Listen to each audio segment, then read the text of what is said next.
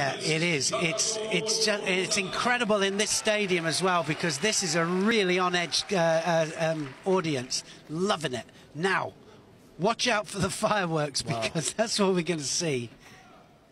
Because the unusual thing about Takato is that he doesn't fight like a traditional Japanese. He can do the upright judo, but he can fight like a Russian as well. And he does some unusual techniques.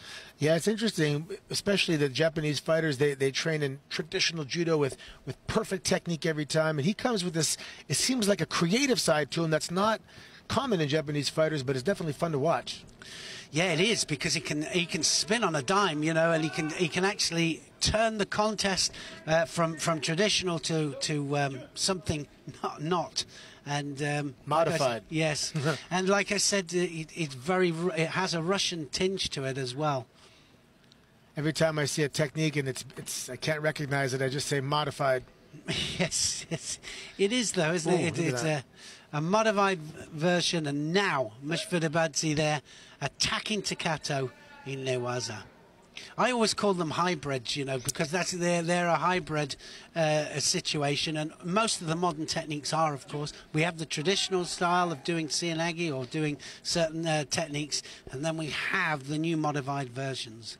Yeah, I really appreciate when I see a traditional technique perfectly applied, like a classic uchimata or classic morote seoinage. But yeah, these days with the double sleeve grips and double lapel grips, it's a lot of modifications. That was a nice little move from Mishvadabadze there, and Takato almost brought it. Oh, it's all over. Man, that was fast. That was absolute brilliance, that, from the world champion. Absolute brilliance.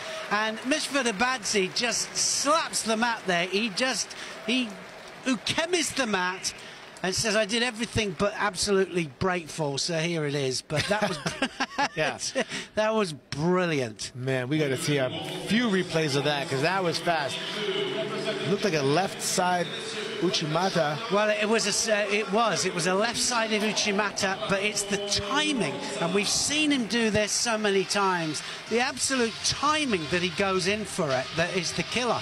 Man, it's funny because he almost went in no time. It was just so fast. I want to see his stability leg, his right leg, where that was. Well, this is the point. I think that you'll find that the stability leg, or the support leg, is just on the outside. And so he gets spin on this, and he's done it a few times. I've watched him do it. And we know that to get lift, look at it, it's on the outside. It's on the outside. So he uses it on the outside in order that, I mean, you've got uchimata that operates right up the middle, and the support leg goes central. This one was with the leg on the outside, and what he does is, look at the pulling action there, and it's Sakeshi as well. The technique comes from Mishvadabadze first of all. He then has his own weight taken against him. His whole, you know, everything goes against him. I think he even had a lapel grip as well. Here it is. So he has a sleeve and a lapel, yeah. So we were talking about classic techniques, and there's one right there, a left-handed classic uchimata. And the kumakata, the gripping, was second to none. Brilliant. What an absolute cracking final that was.